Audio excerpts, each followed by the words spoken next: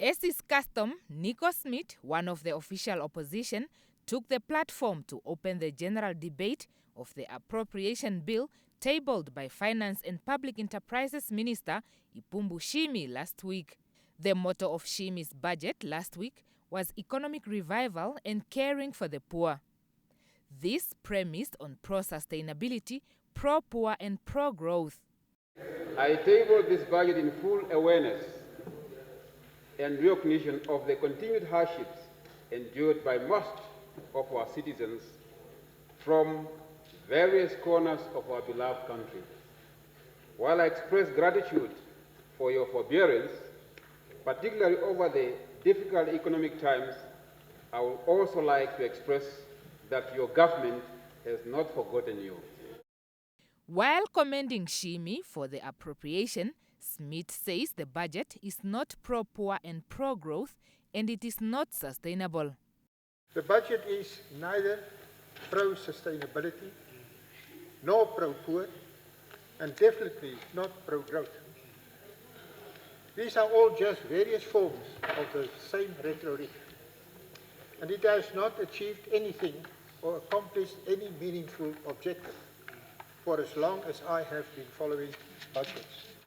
The PDM parliamentarian pointed out that many people continue to languish in poverty and living in shacks in the informal settlements across the country.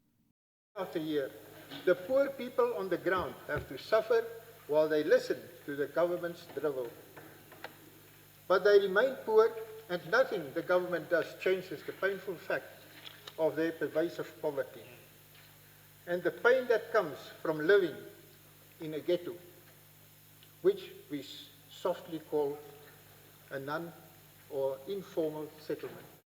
The veteran opposition politician further rejected the government's long-term spending program under the medium-term expenditure framework and likened it to the previously targeted intervention program for employment and economic growth.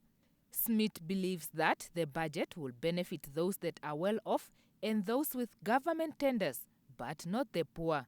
He further urges that the development budget is too low and predicts many sectors, including manufacturing, agriculture and fishing, among others, will be negatively affected.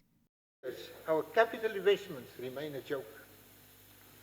If we did not veriment our development money away to prop up incompetent ministries, we pilfered what was left after the appointed ministries failed to achieve any acceptable execution rate for the allocated development funding. Just wasted, thrown away. While expressing satisfaction with SACCO returns this time around, he warned government against further borrowing and cutting on foreign debts.